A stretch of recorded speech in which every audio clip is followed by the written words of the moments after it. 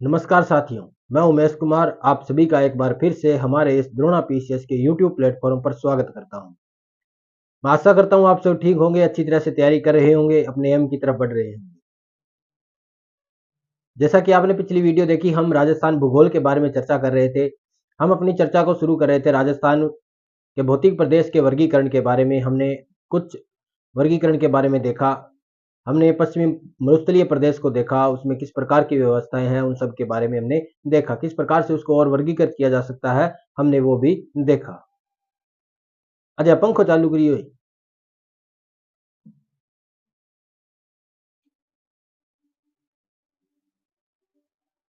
आज हम इस चर्चा को आगे बढ़ाते हुए, इस सेशन को आगे और लेके चलते हुए, आज हम चर्चा करेंगे इस मरुस्थलीय प्रदेश में और क्या क्या विशेषताएं हैं, इस पश्चिमी मरुस्थल प्रदेश में और क्या क्या ऐसा पाया जाता है जो हमें पढ़ना आवश्यक है, एग्जाम की दृष्टि से पढ़ना जरूरी है। तो हम देखेंगे पश्चिमी मरुस्थल के बारे में। हमने देखो स्टार्ट शुरू किया था पश्चिमी मरुस्थल, पश्चिमी मरुस्थलीय प्रदेश। हमने पश्चिमी मरुस्थलीय प्रदेश को शुरू किया था। यदि आपने हमारी वो पिछली वीडियो नहीं देखी है तो आप हमारे YouTube प्लेटफॉर्म पर जाकर प्लेलिस्ट में आप वो वीडियो देख सकते हैं, जिसमें प्लेलिस्ट बनी है। आप नाम सर्च कर सकते हैं, राजस्थान जियोग्राफी बाई उमेश लाजोरा। हमने इस पश्चिमी मरुस्थल को दो भागों में बांट करके पढ़ा। कितने भागों में बांटा? तो दो भागों में बांट कर पढ़ा। किसके आधार पर बांटा? तो वर्षा की मात्रा के आधार पर इसको बांटा था। हमने देखा था एक तो प्रदेश था जिसका नाम क्या रखा हमने? शुष्क प्रदेश। क्या नाम रखा? शुष्क प्रदेश। दूसरा प्रदेश किस नाम से था? तो अर्ध शुष्क प्रदेश। अर्ध शुष्क प्रदेश। इस प्रकार से हमने पश्चिमी मरुस्थलीय प्रदेश को दो भागों में बांट करके पढ़ा। हमने देखा ये जो शुष्क मरुस्थल है इसको भी हमने कितने भागों में बांट करके देखा? तो दो भागों में बांट करके देखा। एक था बालू का स्तूप युक्त, बालू का स्तूप युक्त प्रदेश। दूसरा था बालू का स्तूप मुक्त प्रदेश, बालू का स्तूप मुक्त प्रदेश। तो इस प्रकार से हमने इस शुष्क प्रदेश का भी आगे उप विभाजन किया। हमने अर्ध शुष्क मरुस्थल को भी कितने भागों में बांटा था? तो चार भागों में बांटा था। किस किस नाम से बांटा था वो भी हम देख लेते हैं। अर्ध शुष्क प्रदेश को हमने जब बांटा तो उसमें पहला लिया हमने घग्गर प्रदेश। घग्गर प्रदेश, घग्गर बेसिन, इसको हम नाली बेसिन भी कह सकते हैं। उसके बाद में हमने एक प्रदेश देखा जिसका नाम क्या रखा था? शेखावाटी प्रदेश। शेखावाटी प्रदेश, शेखावाटी प्रदेश, तोरावाटी प्रदेश भी कह सकते हैं और इसे क्या कह सकते हैं? कांतली बेसिन भी कह सकते हैं। हमने इसके बारे में भी देखा था। अर्धशुष्क प्रदेश को हमने एक और उप विभाजन किया था। उसमें क्या नाम रखा था? नागौरी उच्च भूमि। नागौरी उच्च भूमि, नागौरी उच्च भूमि। उसके बाद हमने एक और विभाजन देखा था, किस नाम से था? तो वो था लूणी बेसिन के नाम से। लूणी बेसिन के नाम से। इसको लूणी बेसिन या क्या कह सकते हैं? गोडवाड़ प्रदेश भी इसको कह सकते हैं। तो इस प्रकार से हमने इस पश्चिमी मरुस्थल का वर्गीकरण किया था, इस पश्चिमी मरुस्थल का विभाजन किया था। आगे वो इसका क्या किया? उप विभाजन किया। ये सारी क्लासें आपको हमारे YouTube प्लेटफॉर्म पर प्लेलिस्ट में देखने को मिलेंगी। आप वहां पे जाके इनको देख सकते हैं। अब हम देखते हैं आज के सेशन में क्या देखेंगे, इस पश्चिमी मरुस्थल में क्या क्या विशेषताएं और पाई जाती हैं जो हमारे एग्जाम की दृष्टि से महत्वपूर्ण है। तो हम स्टार्ट करते हैं पश्चिमी मरुस्थल की कुछ अन्य विशेषताएं। पश्चिमी मरुस्थल प्रदेश की अन्य विशेषताएं, तो इसमें देखेंगे अन्य विशेषताएं। अन्य विशेषताएं,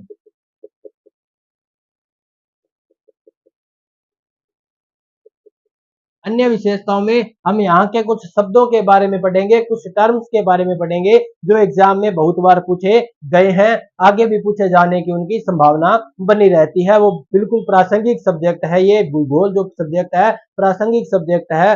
इससे हर साल हर बार हर एक एग्जाम के अंदर जिसके अंदर राजस्थान भूगोल का सिलेबस मेंशन किया होता है, इसमें से क्वेश्चन पूछे ही जाते हैं। तो हम देखते हैं इनमें और ऐसे कौन से शब्द हैं जो एग्जाम में हमसे पूछे जा सकते हैं।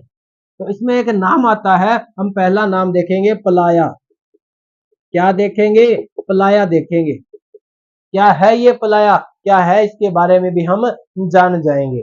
तो हमने देखा था मरुस्थलीय प्रदेश के अंदर जो बालू का स्तूप बने हैं, उन बालू का स्तूपों के बीच में जहां कहीं भी कोई पक्की जगह आएगी या भूमि ऐसी आएगी जो कैसी है, थोड़ी सी चट्टानी भूमि है या थोड़ी सी पक्की भूमि है, तो उस भूमि पर क्या होगा, बारिश का पानी इकट्ठा हो जाएगा।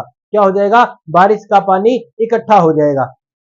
जब वो बारिश का पानी इकट्ठा होगा तो वो एक क्या बन जाएगी, झील बन जाएगी। क्या बन जाएगी, झील बन जाएगी। वो झील स्थायी नहीं होती। कैसी नहीं होती, स्थायी नहीं होगी। जब कभी भी वो पानी क्या हो जाएगा, सूख जाएगा। बरसात का पानी जल्दी सूख जाता है क्योंकि वो क्या आसपास के क्षेत्र है, शुष्क क्षेत्र है, वो पानी जमीन में चला जाता है, भूगर्भ में चला जाता है अंतःस्पंदन के द्वारा। तो ये अस्थायी झीलें होते हैं। मरुस्थलीय प्रदेश में बनी अस्थायी झीलों को क्या कहते हैं, उन्हें प्लाया झीलें कहते हैं। ये कृत्रिम नहीं होती। कैसी होती है, प्राकृतिक झीलें होती है। कैसी होती है, प्राकृतिक अस्थायी झील होती है। तो क्या लिखेंगे, इसकी परिभाषा में हम लिखेंगे मरुस्थलीय प्रदेश में, मरुस्थलीय प्रदेश में पाई जाने वाली अस्थायी झीलें क्या कहलाती है, प्लाया कहलाती है। प्लाया कहलाती है। क्या कहलाती है, तो प्लाया कहलाती है। उसके बाद देखो, इनका एक उपनाम भी हम लिख सकते हैं। क्या लिख सकते हैं, उपनाम। उपनाम इसका लिखेंगे वातगर्त। क्या लिखेंगे, वातगर्त भी इन्हें कह सकते हैं। क्यों कह सकते हैं, क्योंकि जो धोरे होते हैं, रेत के जो धोरे होते हैं, बालू का स्तूप होते हैं, उनके बीच में जो जगह होती है उन्हें क्या कहते हैं, वातगर्त कहते हैं। दो बालू का स्तूपों के बीच में जो निम्न भूमि होती है उसको क्या कहते हैं, वातगर्त कहते हैं। हवाओं के द्वारा बनी हुई क्या होती है, वो एक गड्ढा होता है, एक गर्त सी होती है, वो उस गर्त को ही क्या कहते हैं, वातगर्त कहते हैं। और उसमें जब पानी इकट्ठा हो जाता है तो क्या बन जाती है, झील बन जाती है। क्या बन जाती है, झील बन जाती है। और झीलें बनने के कारण देखो क्या हो जाता है, उसको क्या नाम देंगे, वातगर्त। इसी प्लाया में जब क्या होता है, पानी सूख जाता है, क्योंकि ये जो प्लाया झीलें बनती है रेगिस्तानी क्षेत्र में बनती है, और जो रेगिस्तान के जो क्षेत्र है वहां पे किसकी मात्रा अधिक पाई जाती है, तो नमक की मात्रा अधिक पाई जाती है। नमक की मात्रा अधिक होने की वजह से ये झीलें कैसी हो जाती है, खारी हो जाती है। इनमें पानी कैसा हो जाता है, खारा हो जाता है। जब कभी ये झीलें सूख जाती है तो नीचे जो दलदल जमीन बच जाती है उस पर जब नमक की परत जम जाएगी, क्या जम जाएगी, नमक की परत बन जाएगी, तो उसको एक नाम देंगे सेलिना। क्या कहेंगे, सेलिना। उसको क्या नाम दे देंगे, सेलिना दे देंगे। सेलिना का मतलब क्या हुआ, प्लाया झीलों के सूखने के बाद बची दलदल भूमि पर नमक की परत जम जाने से क्या बन जाती है, सेलिना झील बन जाती है। तो सेलिना के बारे में भी आपको पता होना चाहिए। क्या लिखेंगे, प्लाया के सूख जाने पर दलदली भूमि पर जब नमक की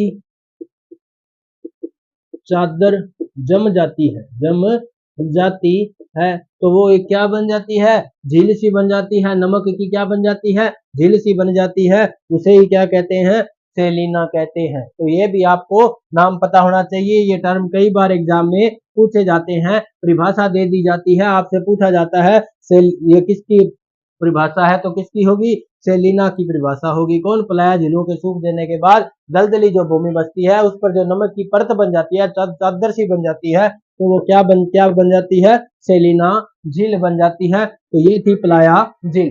इसके बाद में हम एक नाम पढ़ेंगे, खड़ीन।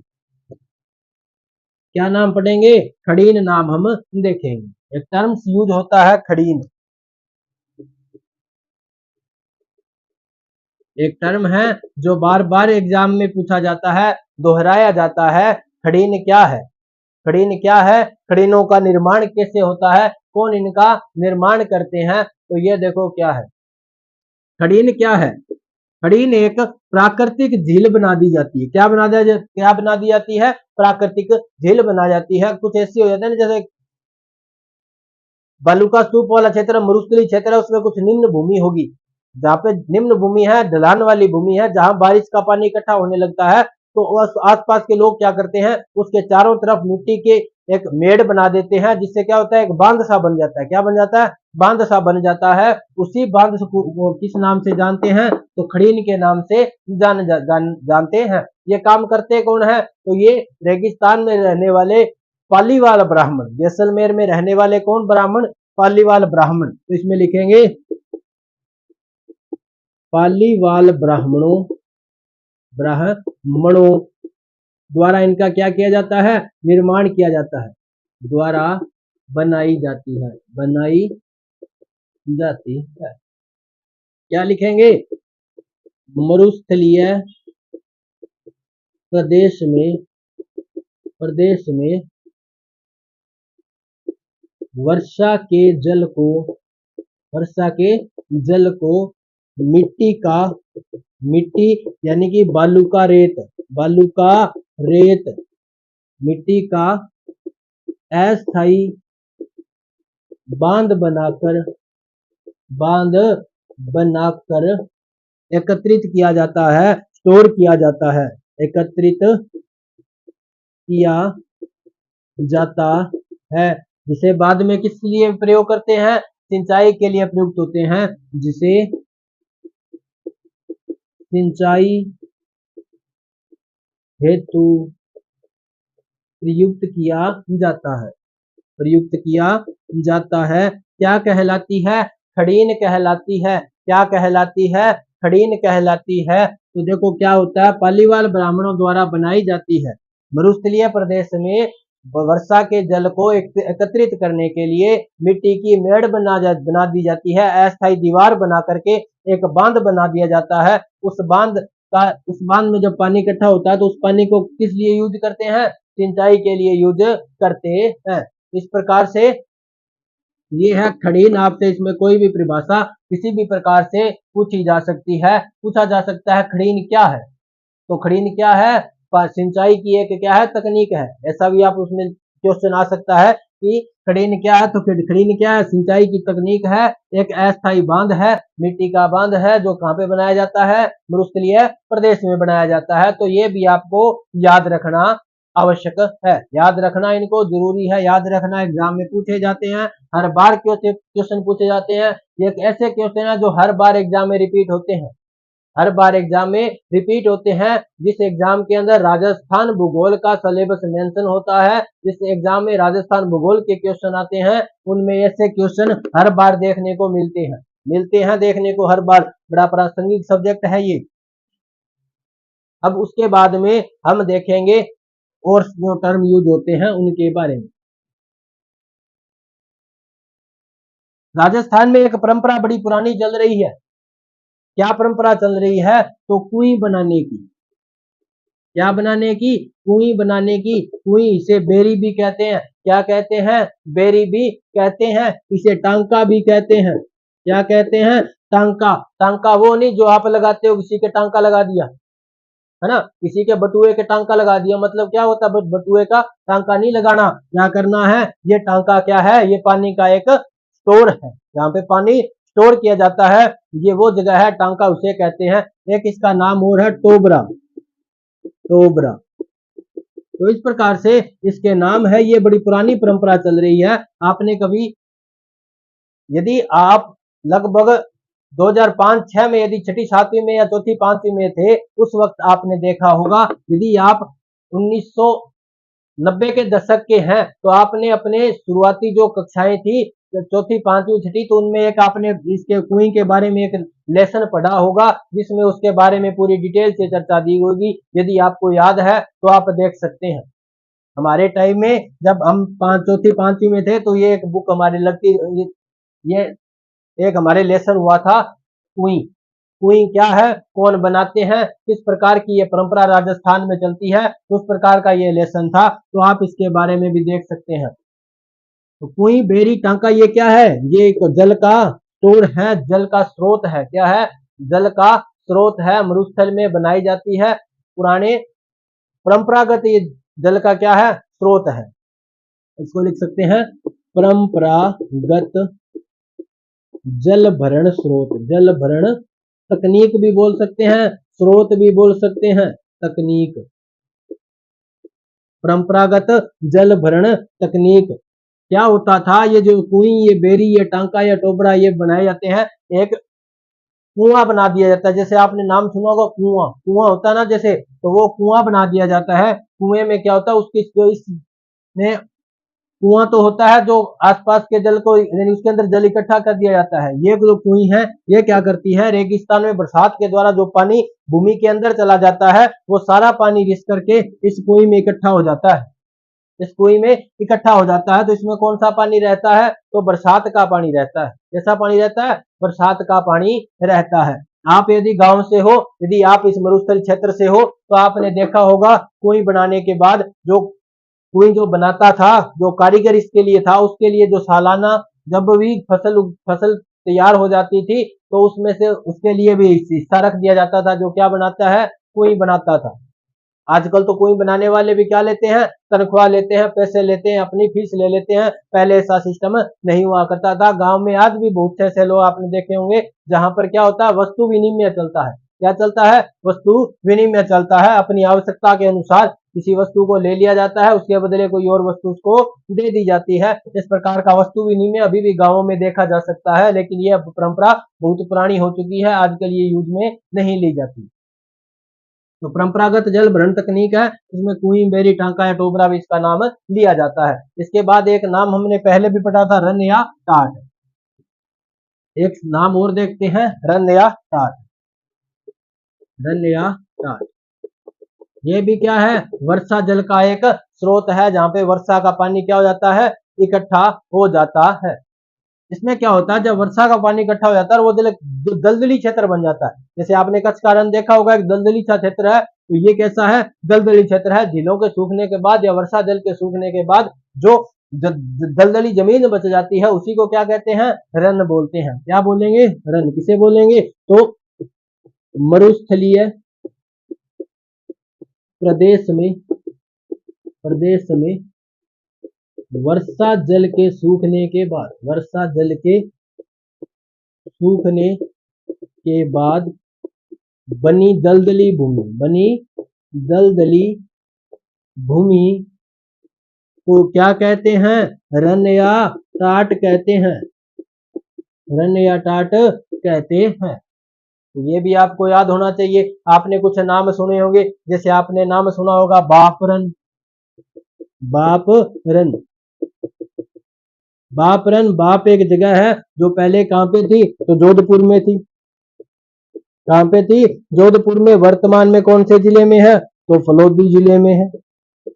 पहले कौन से जिले में थी, जोधपुर में। जब फलोदी किसका हिस्सा हुआ करता था, जोधपुर का हिस्सा हुआ करता था, तो ये बाप भी किसका हिस्सा हुआ करता था, जोधपुर का होता था। लेकिन आजकल ये बाप किसका है, तो फलोदी का बाप है। किसका बाप है, ये फलोदी का बाप है। बाप जगह है कहाँ की है, फलोदी की है। तो ये बापरन कहाँ पे पाया जाता है, तो ये फलोदी में है। आपने एक नाम सुना होगा बाखासर रन।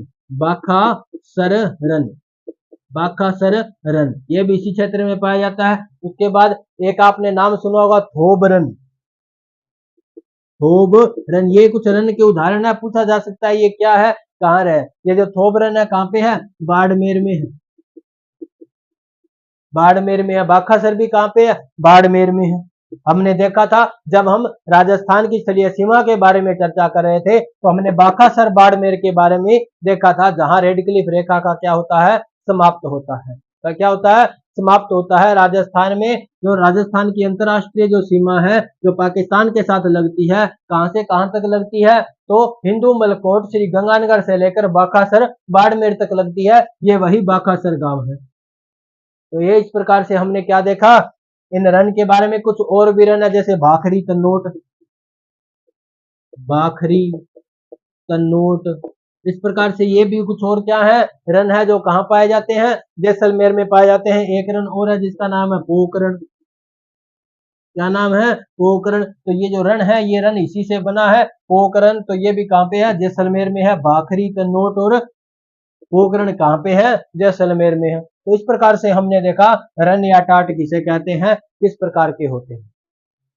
उसके बाद में हमने एक चर्चा पहले भी की थी, जब हम पश्चिमी मरुस्थल के शुष्क प्रदेश के बारे में चर्चा कर रहे थे, जिसमें हमने देखा था जो बालू का स्तूप मुक्त प्रदेश है।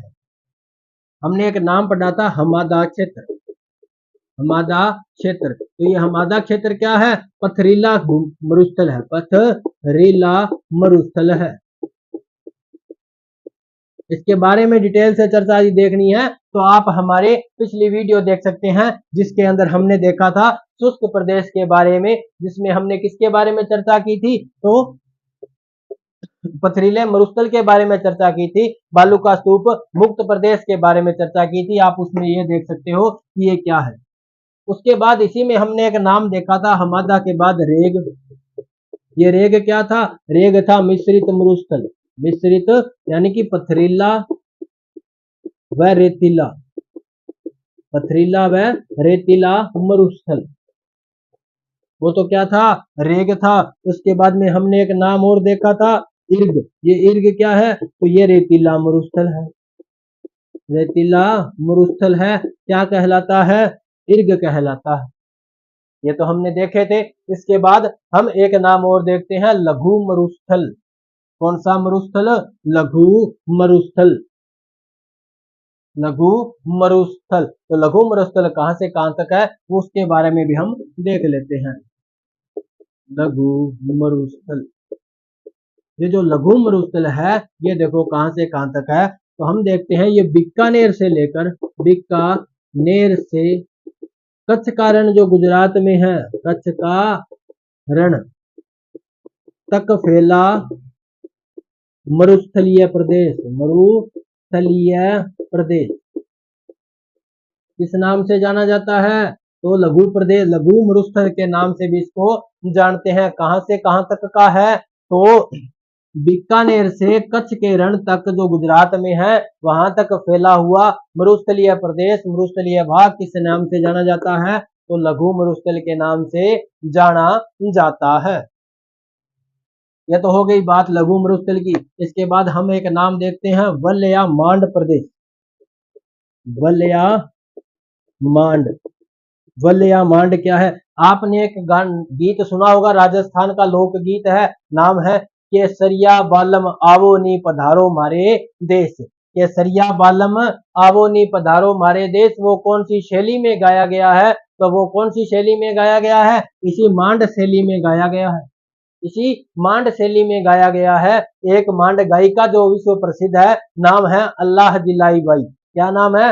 अल्लाह जिलाई बाई। वो भी मांड गायिका थी, विश्व प्रसिद्ध मांड गायिका का नाम क्या है? अल्लाह जिलाई बाई। तो आप कहोगे सर ये मांड क्या है? तो अभी देख लो मांड क्या है। जैसलमेर का जो क्षेत्र है, जैसलमेर के आसपास का, आसपास का क्षेत्र किस नाम से जाना जाता है? वलया मांड प्रदेश के नाम से जाना जाता है। वलया मांड प्रदेश के नाम से जाना जाता है, नाम से जाना जाता है। जब हमने राजस्थान के इस भौतिक प्रदेश के छोटे छोटे जो अलग अलग राज्य जो जिले हैं उनके जब पुराने नाम हमने देखे थे, ऐतिहासिक भौगोलिक नाम देखे थे, उसमें भी हमने वलया मांड की चर्चा की थी। आज एक बार और देख लो, जैसलमेर के आसपास का जो क्षेत्र है वो किस नाम से जाना जाता है? वलया मांड प्रदेश के नाम से जाना जाता है। मांड एक गायन की शैली भी है। कौन सा गीत जो इस मांड शैली में गाया गया है? तो पूछा जा सकता है कि राजस्थान का राज्य गीत किस शैली में गाया गया है? तो किस शैली में गाया गया है? मांड शैली में। राज्य गीत कौन है? तो केसरिया बालम आवोनी पधारो मारे देश। ये है हमारे राजस्थान की कुछ और विशेषताएं। इसके बाद हम देखते हैं एक नाम आता है धरियन। क्या नाम आता है? तो एक नाम आता है धरियन। ये धरियन क्या है इसके बारे में भी हम देखने वाले हैं। ये धरियन क्या है? तो धरियन देखो, जो सर्वाधिक गतिशील, जो सबसे ज्यादा गतिशील जो बालू का स्तूप है, रेत के दौरे जो सर्वाधिक गतिशील है। जो गतिशील का मतलब क्या होता है? वो आगे जल्दी बढ़ जाते हैं, जिनमें जो रेत के कण होते हैं वो बिल्कुल ढीले होते हैं, हवा के साथ वो उड़ करके एक स्थान से दूसरे स्थान पर चले जाते हैं, जिनका अपर्दन सबसे ज्यादा होता है, जहां रेगिस्तान का मार्ग सबसे ज्यादा होता है। तो लिखेंगे धरियन क्या है? सर्वाधिक गतिशील, सर्वाधिक गतिशील बालू का स्तूपों को बालू का स्तूप का मतलब क्या होता है? रेत के धोरे, रेत के धोरे। यदि आप इस मरुस्थलीय प्रदेश में कभी आए हो तो आपने देखा होगा ये धोरे क्या है। शाम के वक्त जो बच्चे हैं वो इन धोरों पर खेलने के लिए जाते हैं, तो ये बालू का स्तूप है। बालू का स्तूपों को क्या कहते हैं? रेत के धोरे कहते हैं।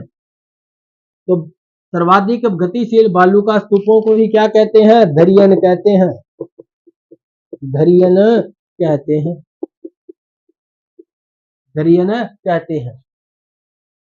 ये कहाँ पाए जाते हैं? तो मैंने आपको एक जगह बताई थी जहाँ रेगिस्तान का मार्च सबसे ज्यादा होता है। जगह कौन सी थी? नाचना गांव। तो ये नाचना कहाँ पे है? जैसलमेर में। तो सर्वाधिक धरियन भी कहाँ पाए जाते हैं? जैसलमेर में, जैसलमेर में सर्वाधिक पाए जाते हैं। ये धरियन कहाँ पाए जाते हैं सर्वाधिक? तो जैसलमेर में सर्वाधिक पाए जाते हैं। अब हम इसके बाद देखते हैं कुछ और टर्म जो यहाँ पे यूज होते हैं। एक नाम है थली, जिसका भी यूज यहाँ पे बहुत बार होता है, एग्जाम में भी बहुत बार पूछ लिया जाता है। बीकानेर से, बीकानेर से चूरू तक का, चूरू तक का रेगिस्तान का कुछ ऊपर उठा हुआ हिस्सा, चूरू तक का ऊपर उठा हुआ प्रदेश किस नाम से जाना जाता है? थली के नाम से जाना जाता है। किस नाम से जाना जाता है? थली के नाम से जाना जाता है। उसके बाद एक शब्द और आता है बजादा। क्या शब्द आता है? बजादा। आपसे क्वेश्चन ऐसे नहीं पूछे जाएंगे कि ये बजादा क्या है, इसकी परिभाषा देकर पूछा जाएगा ये बजादा क्या है। तो इसके ऑप्शन कुछ इस प्रकार से होंगे। क्या ये रेगिस लोकगीत है? क्या ये लोक नृत्य है? या कुछ भोजन है? या किसी जनजाति का नाम है? तो इसमें या किसी भौगोलिक विशेषताएं हैं। तो आपका इसका जवाब क्या होना चाहिए? क्या है? भौगोलिक विशेषताएं है। तो कुछ प्रश्न इस प्रकार से पूछे जाएंगे। तो बजादा क्या है? तो बजादा क्या है? मरुस्थल में पाई जाने वाली जो पहाड़ियों का जो निचला क्षेत्र होता है, मरुस्थल में पाई जाने वाली पहाड़ियों का जो निचला क्षेत्र है जिसे गिरिपाद बोलते हैं, वो क्षेत्र क्या कहलाता है? बजादा कहलाता है। जैसे ये कोई पहाड़ी है, ठीक है, ये रेगिस्तान में पाई जाने वाली कोई छोटी पहाड़ियां हैं। हमने पहले भी देखा था रेगिस्तान में कौन सी पहाड़ियां पाई जाती है, तो ग्रेनाइट की पहाड़ियां भी हमने देखा था जालोर में पाई जाती हैं। तो इस प्रकार से रेगिस्तान में जो पहाड़ियां पाई जाती हैं उन पहाड़ियों का ये जो गिरिपाद वाला हिस्सा है, जो इनके बिल्कुल नीचे वाला निचला हिस्सा है, ठीक है, तो ये क्या है? इसे बजादा कहते हैं। इसे क्या कहते हैं? बजादा कहते हैं। राजस्थान के स्थानीय नाम में, राजस्थानी भाषा में इस गिरिपाद को क्या कहते हैं? बजादा कहते हैं। तो क्या लिखेंगे? रेगिस्तान में पहाड़ियों का निचला भाग, का निचला भाग क्या कहलाता है? तो बजादा कहलाता है, जिसे हम गिरिपाद के नाम से भी जानते हैं। तो ये तो क्या है? बजादा है। इसके बाद हम देखते हैं एक नाम आता है मरहो। क्या नाम आता है? मरहो नाम आता है। हम देखेंगे मरहो क्या है। एक नाम है मरहो। क्या है ये मरहो? तो हम देखते हैं क्या है। देखो, जो बालू का स्तूप होते हैं उनके बीच में कुछ रास्ता बना होता है, उनके बीच में कुछ ऐसी जगह होती है जहां से लोग आवागमन करते हैं। क्या करते हैं? आवागमन करते हैं, जिसको यातायात के लिए यूज किया जाता है। वो जगह क्या कहलाती है? मरहो कहलाती है। तो मरुस्थलीय प्रदेश में, मरुस्थलीय प्रदेश में बालू का स्तूपों के मध्य, बालू का स्तूपों के मध्य का क्षेत्र क्या कहलाता है? मरहो कहलाता है। क्या कहलाता है? मरहो कहलाता है। उसके बाद एक नाम आएगा जिसका नाम है कारवां। क्या नाम आएगा? कारवां नाम आएगा, जिसे गारसी भी कह सकते हैं। क्या नाम आएगा? गारसी या कारवां, गारसिया कारवां। आपने जब भी रेगिस्तान के बारे में गूगल पर सर्च किया होगा जब भी आपने रेगिस्तान या मरुस्थल गूगल पर सर्च किया होगा तो आपके सामने एक तस्वीर जरूर आई होगी, जिसमें क्या दिखाया जाता है, ऊंटों के एक झुंड ऐसे रेगिस्तान से चलता हुआ दिखाई दिया जाता है।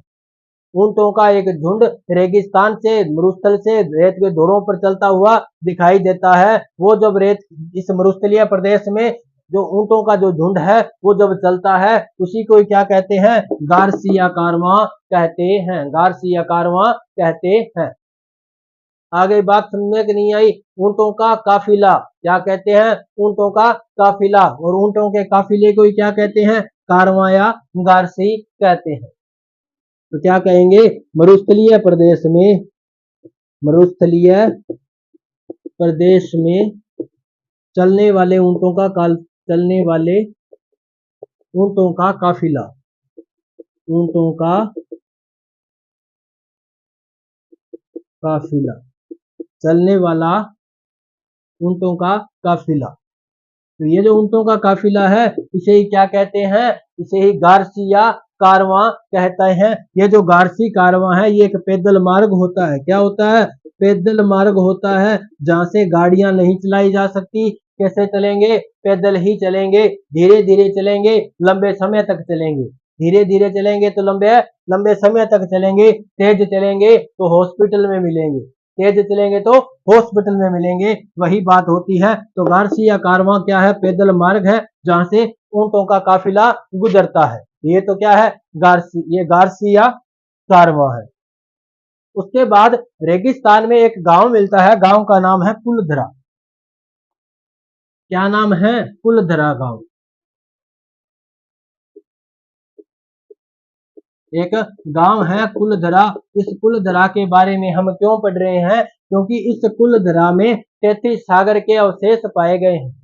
क्या पाए गए हैं, 33 सागर के अवशेष पाए गए हैं। ये क्या है, यहाँ पे कभी पालीवाल ब्राह्मण रहा करते थे। क्या कैसे रहते थे, पालीवाल ब्राह्मण रहा करते थे। ये जो कुलधरा गांव है, कौन रहा करते थे, तो पालीवाल ब्राह्मण रहा करते थे। पालीवाल ब्राह्मणों हेतु प्रसिद्ध गांव, प्रसिद्ध गांव। ये गांव क्या हुआ, रातों रात खाली हो गया। कैसे हो गया, रातों रात क्या हो गया, खाली हो गया। इसीलिए इसे क्या कहते हैं, भूतिया गांव भी कहते हैं, भूतिया गांव भी कहते हैं। और यहाँ पे क्या मिला, 33 सागर का भी अवशेष मिले हैं। यहाँ से व्हेल मछली के अवशेष भी मिले हैं। किसके अवशेष मिले हैं, व्हेल मछली के, व्हेल मछली के अवशेष मिले हैं, अवशेष मिले हैं। अब देखो ये गांव जो कुलधरा गांव है ये रातों रात खाली कैसे हो गया, तो इसके पीछे की एक कहानी है। कहानी है, जब कभी इस कुलधरा गांव पर किसी शासक का क्या हुआ करता था, राज हुआ करता था। यहाँ का कौन था, कोई एक राजा था। हुआ ये कि वो राजा किसी ब्राह्मण के घर पे गया, किसी ब्राह्मण के घर पे गया, चाय पीने के लिए गया। क्या पीने गया, चाय पीने के लिए गया। जब चाय लेकर ब्राह्मण की बेटी उस राजा के पास आती है, जब ब्राह्मण की बेटी चाय लेकर उस राजा के पास आती है, चाय देती है उसको, तो राजा को वो लड़की पसंद आ जाती है। राजा को उस ब्राह्मण की बेटी क्या आती है, पसंद आ जाती है। राजा उससे क्या करना चाहता है, विवाह करना चाहता है, उसे अपनी रानी बनाना चाहता है। तो ब्राह्मण से बोलता है कि देखो ब्राह्मण जी, आप अपनी बेटी को मेरे साथ ब्याह दीजिए, आप अपनी बेटी को मेरे साथ ब्याह दीजिए, मैं आपकी बेटी के साथ ब्याह करना चाहता हूँ, विवाह करना चाहता हूँ। अब ब्राह्मण को ये बात अच्छी नहीं लगी, क्योंकि ये तो हमारे घर क्या आया था, एक गेस्ट बन के आया था, एक अतिथि बन करके आया है, और अब ये हमारे घर का दामाद बनना चाहता है। तो ये बात उस ब्राह्मण को गवारा नहीं थी, क्योंकि वो ब्राह्मण सोचता था मैं तो एक गरीब परिवार से हूँ और ये एक राजा है, तो वहां जब गरीब परिवार वाला जब किसी रिश्तेदार के घर पे जाएगा तो उसकी इज्जत नहीं होगी। तो उसने क्या, तो उस राजा ने उसको धमकी दे करके कहा कि मैं कल फिर आऊंगा बारात लेकर के, या तो आप मेरे साथ अपनी लड़की का ब्याह कर दीजिए, वरना मैं आपके गांव को क्या करूंगा, जला दूंगा, आपके सभी परिवार वालों को मार दूंगा। उस वक्त तो वो ब्राह्मण डर गया, और जब राजा चला गया तो उस ब्राह्मण ने क्या किया, गांव वालों को इकट्ठा किया।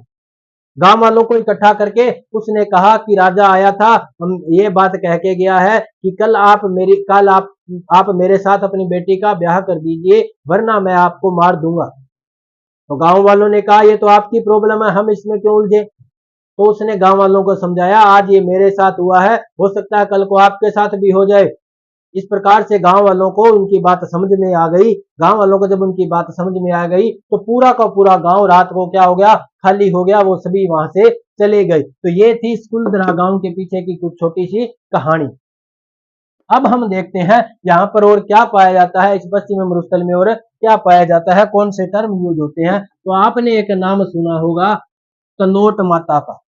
इसका नाम सुना होगा तनोट माता का। तनोट माता का क्या है, यहाँ मंदिर है। तनोट माता का मंदिर भी कहाँ है, इसी पश्चिमी मरुस्थलीय प्रदेश के एक गांव जैसलमेर के गांव तनोट गांव में। गांव का नाम क्या है, तनोट गांव है। गांव तनोट का, जिला कौन सा, जैसलमेर। तो ये बॉर्डर पर स्थित गांव है, भारत पाकिस्तान बॉर्डर पर स्थित गांव है।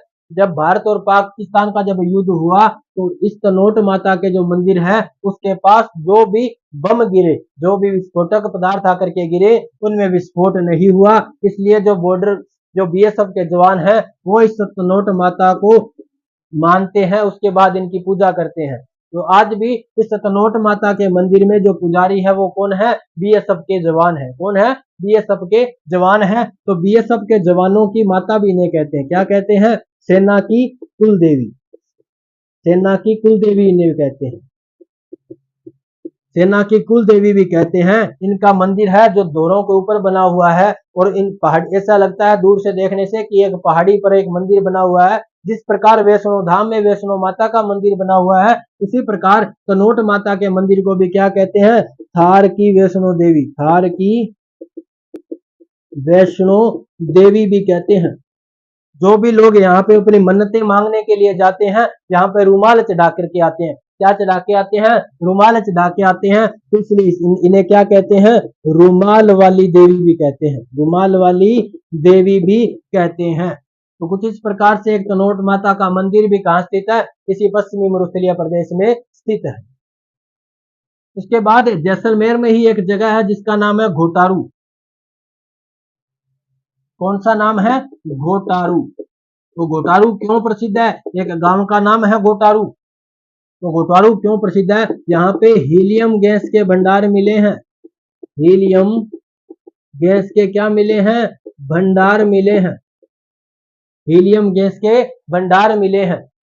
हीलियम गैस आपको पता होगा सबसे क्या होती है, हल्की गैस होती है। गुब्बारों में भरने वाली गैस कौन होती है, ये हीलियम गैस होती है, सबसे हल्की गैस होती है। उसके बाद यहाँ घोटारू में कुछ पेड़ लगाए गए हैं। क्या लगाए गए हैं, कुछ पेड़ लगाए गए हैं। इस प्रकार से लगाए गए हैं कि अंतरिक्ष से देखने पर वहां पे क्या लिखा दिखाई देगा, इंडिया लिखा दिखाई देगा। अंग्रेजी में इंडिया लिखाई दे, इंडिया लिखा हुआ दिखाई दे। इस प्रकार से वहां पर क्या लगाए गए हैं, पेड़ लगाए गए हैं। तो यहाँ पे क्या लगाए गए हैं, यहाँ पर अंतरिक्ष से देखने पर